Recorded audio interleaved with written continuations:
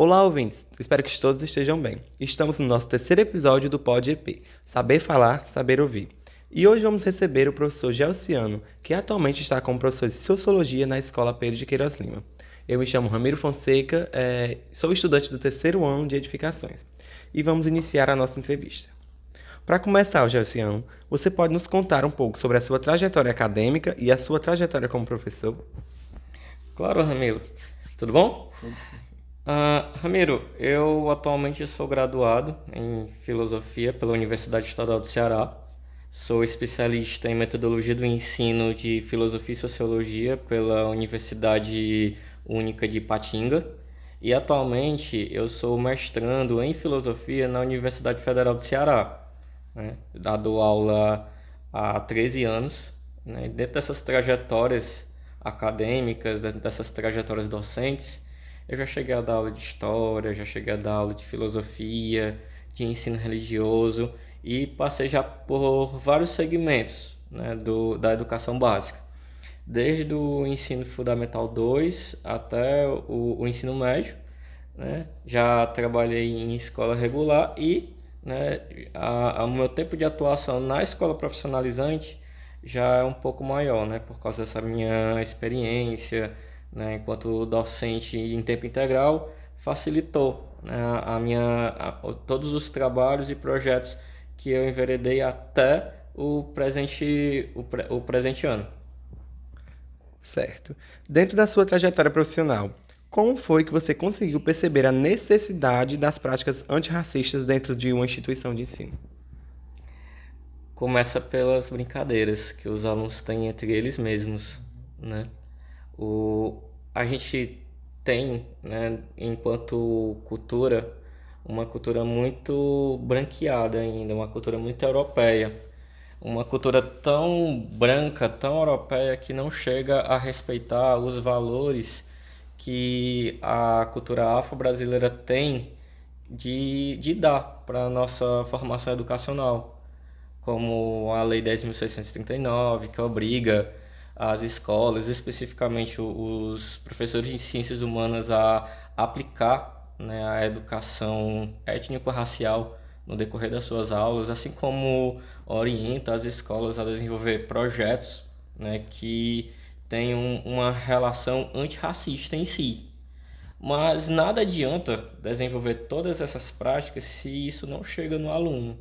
Se o aluno em si ele não tem plena consciência de que às vezes uma brincadeira que ele faz com um colega negro, né, dói na alma, né? Dói na alma porque assim, o racismo em si, a pessoa que prega, ela nunca sabe, né, se está sendo racista e ela nunca sabe o que é que vai ser vítima de racismo, né?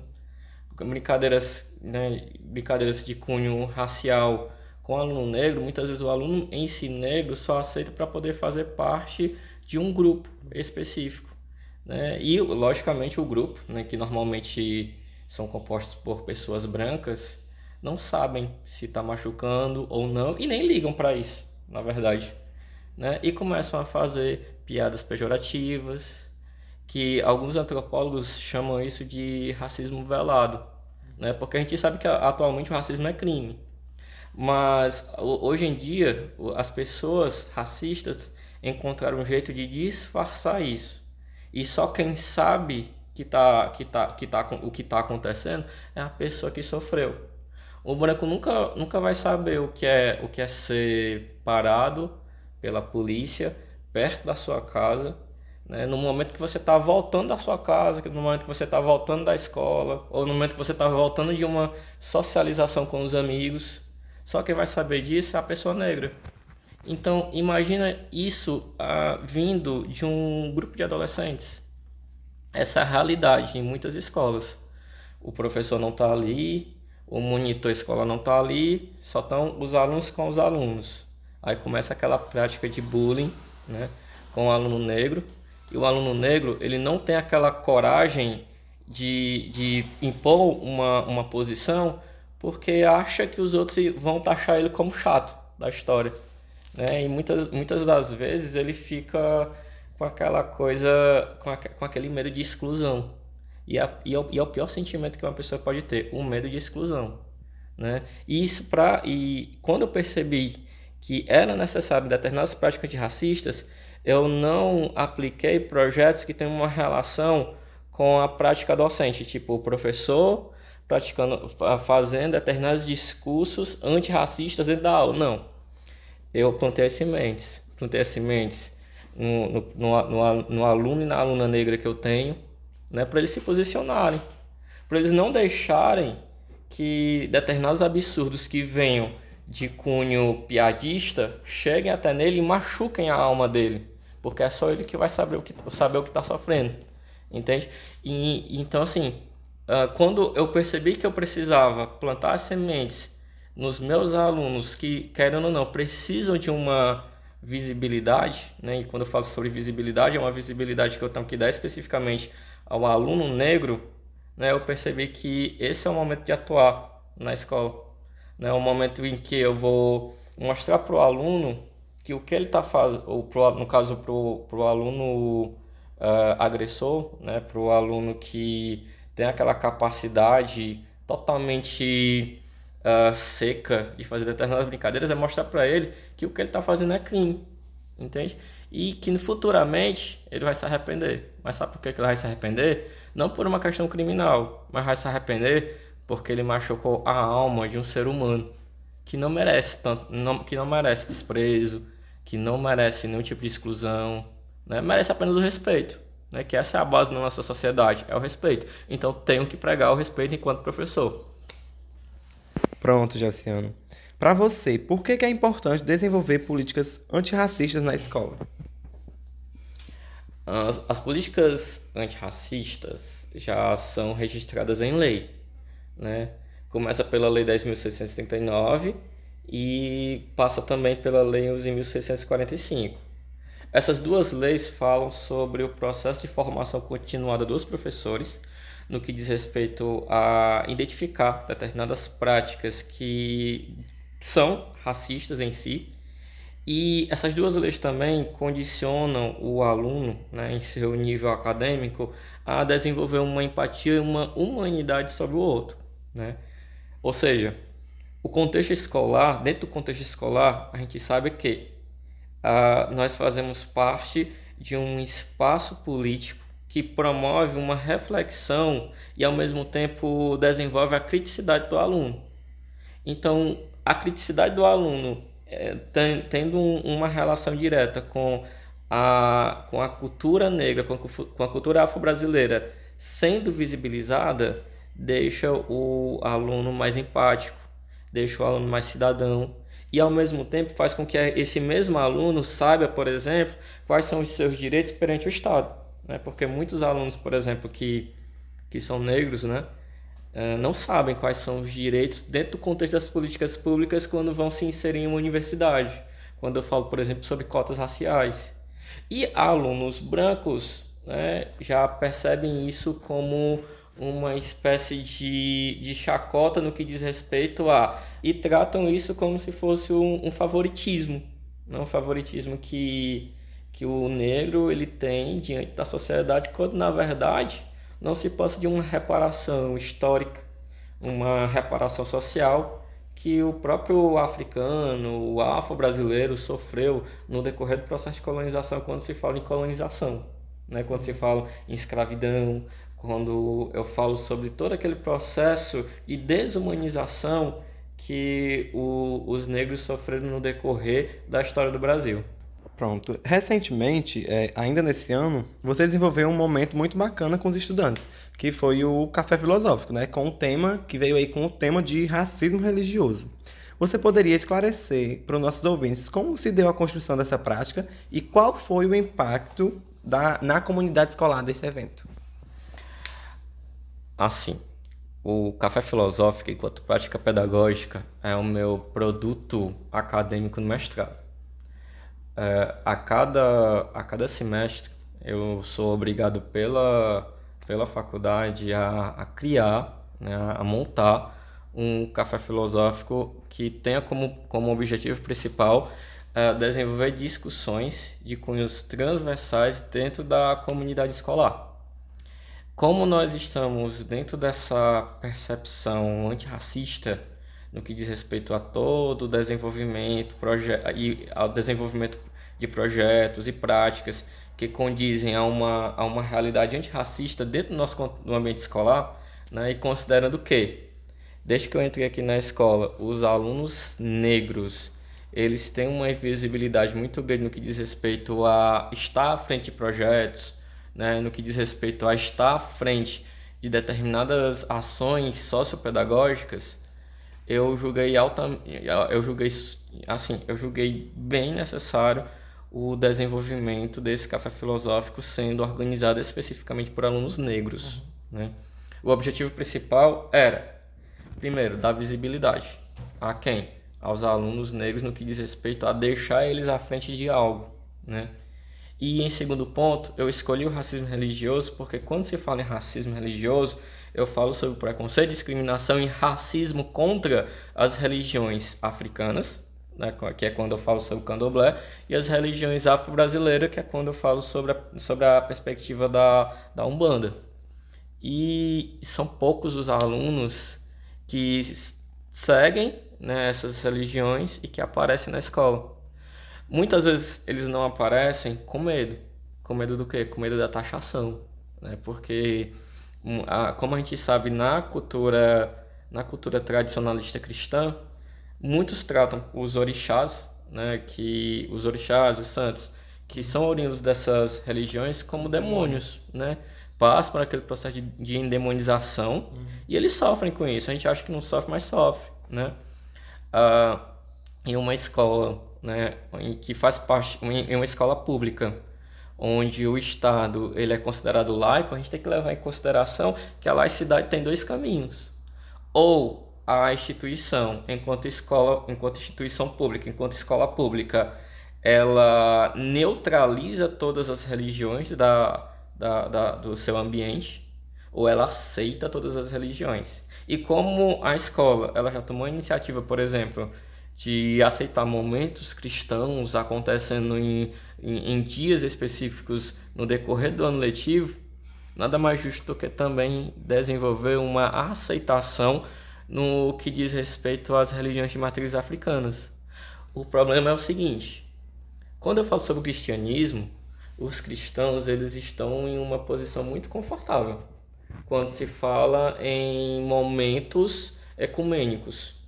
Mas quando a gente fala sobre as religiões de matrizes africanas, sabe por que que os alunos que têm esse segmento religioso eles não estão confortáveis? Por causa do tradicionalismo ferrenho que o cristianismo impulsionou na nossa cultura miscigênica, que é o Brasil. Então, o que fazem diante disso? Primeiro, eu tenho que discutir, eu tenho que debater. Eu tenho que fazer com que o meu aluno ele reflita sobre determinadas ações. Eu tenho que fazer com que aquele aluno ele perceba que no nosso país se tem uma diversidade. E essa diversidade ela não é somente uma diversidade racial, é uma diversidade religiosa. Então, assim, se você vamos pegar um exemplo, né? Se nós temos alunos cristãos, eles querem ter o segmento cristão deles, tudo bem. Mas se um aluno é candomblessista, se o aluno é ubandista, ele também quer desenvolver as práticas cultuais deles dentro da escola, nos momentos de intervalo e tal, tudo bem também. A questão é isso, é as pessoas entenderem que tá tudo bem. E tá tudo bem a gente refletir, tá tudo bem a gente desenvolver ações que combinem uma diversificação cultural entre os mais diversos segmentos, né? Quando isso segmentos no que diz respeito ao contexto religioso, tá tudo bem. A questão é, né? Em qual momento esses alunos que têm um segmento religioso afro vão ter a coragem de aparecer? Esse momento vai ser no seguinte espaço. Naquele espaço em que eles perceberem que o lugar de fala deles está sendo respeitado. Entende? E isso só acontece quando eu tenho momentos como o café filosófico. Porque assim, no café filosófico eu tive dois convidados, certo? Eu tive o professor Gustavo Lima, que é professor de história no Júlia de Mello, lá em Cascavel. E dentro da graduação dele, ele trabalhou justamente essa temática no TCC, né? A questão do racismo religioso, e eu trouxe ele para falar sobre o racismo religioso em uma perspectiva academicista. E a minha outra convidada foi a Mirella de Andrade, né? A Mirella de Andrade, que ela é candomblessista lá de Pidoretama, e ali ela conseguiu, com a leveza, com a naturalidade dela, né, permite falar que com os meninos, né, negros, com os alunos negros, com os alunos que têm os segmentos religiosos afro, que eles têm um lugar de fala dentro da instituição. A questão é, se eles têm medo do que o coletivo tradicionalista vai falar, esse é o momento deles se posicionarem contra. Esse é o momento deles se tocarem que a criticidade que eles conseguem ganhar nas aulas de sociologia, nas aulas de filosofia, está valendo a pena. Por quê? Porque é o momento que eles não vão aceitar que o tradicionalismo pise na cultura deles. E o Café Filosófico foi espaço para isso. Como resultado, a gente, eu, né, o professor Josiano, juntamente com o professor Kevin, nós estamos montando, né, o Núcleo de Estudos Étnicos Raciais da Pedro de Queiroz, também conhecido como NERP, né? Nós já temos alguns alunos que já aceitaram fazer parte, e a ideia é, primeiramente, né, porque assim, o NERP ele é uma consequência do Café Filosófico, é um pós-Café Filosófico. E o objetivo principal do NERP é fazer com que os alunos eles desenvolvam entre eles um letramento racial. Como é que esse letramento racial vai ser desenvolvido? Eles parando as brincadeiras de cunho racistas, né? Eles mostrando para as pessoas o que pode e o que não pode falar, e o que é e o que não é racismo, de uma forma bem direta. E os alunos estão tendo uma aceitação boa. Eu já indiquei livros, né, como por exemplo Angela Davis, né, que tem uma posição muito forte sobre a mulher negra dentro da sociedade, né, entre outros livros que nós vamos continuar pesquisando. Ao mesmo tempo a gente vai pesquisando, nós vamos discutindo sobre situações academicistas que, querendo ou não, têm uma relação direta com o nosso viés escolar, certo? Pronto, Josiane. E para finalizar, para você, qual é o papel do professor contra o racismo e na instituição e na construção de uma sociedade mais igualitária? Essa condição docente que eu estou agora, né, acerca de práticas e projetos que envolvem o antirracismo na escola, não faz uma referência à minha formação acadêmica, certo? Porque antes de eu ser professor, a gente tem que lembrar de uma coisa: eu sou humano. E quando você desenvolve uma prática antirracista, quando você condena o racismo, quando você marginaliza o racismo, você não está fazendo nada mais do que a sua obrigação enquanto humano, né? E ter empatia nesses casos é o essencial. E se fosse para fazer uma análise da minha pessoa e do eu enquanto professor, a gente tem que levar em consideração que isso é uma construção diária, certo? Eu não tenho como transformar, por exemplo, uma turma de uma semana para outra e dizer: olha, tuas brincadeiras estão sendo racistas e tu pode ser preso por causa disso. Entendeu? Não tenho como colocar isso na cabeça de um adolescente de uma semana para outra. O que é que eu posso fazer? Eu posso desenvolver uma construção crítica, uma construção filosófica, sociológica, que vai permitir o aluno refletir. E, enquanto professor, o papel do professor é no cotidiano. Se ele identifica uma brincadeira de mau gosto, ele percebe que é racismo, a função dele é acabar. Tipo, não, parou, é cortar. Entende? Porque quando você não corta enquanto professor, né, mesmo que seja uma ação, uma brincadeira, por exemplo, que acontece no lanche ou no horário do almoço, você vai estar sendo conivente. Entende? Então, assim, eu tenho um filho de 1 ano e 3 meses atualmente, né? E a função que eu quero, a lição que eu quero dar para ele é que ele tem que respeitar o outro, entende? Ser antirracista, né, não é uma coisa que você vai fazer por uma questão de obrigação institucional. é uma questão de humanidade, entende? Uma pessoa que é capaz, né, por exemplo, de, nomear, né, um colega ou nomear um grupo de colegas, né, que são negros com nomes pejorativos, essa pessoa ela não tem caráter, né? Essa pessoa ela não teve uma educação dada pelos pais e cabe à escola tentar fazer isso, né? Se a escola, se esses alunos não aprenderem isso na escola, a vida vai ensinar da pior forma. Mas sabe onde? Na cadeia. Porque na Constituição tem dizendo que quando você comete um ato racista e você é pego em flagrante, você é preso e a prisão é inafiançável. Entende?